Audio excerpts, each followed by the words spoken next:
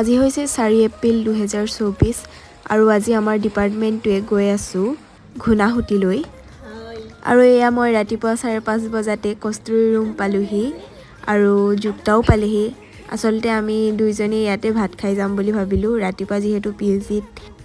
কোনো বনাই দিয়া মানুহ নাই আৰু এয়া আমাৰ মহাবিদ্যালয়ত ধুনীয়াকৈ শালিকি ফুল ফুলি আছে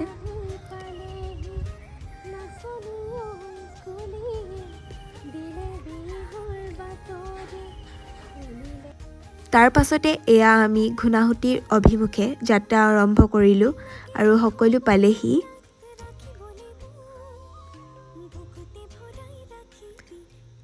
আৰু আমি আহি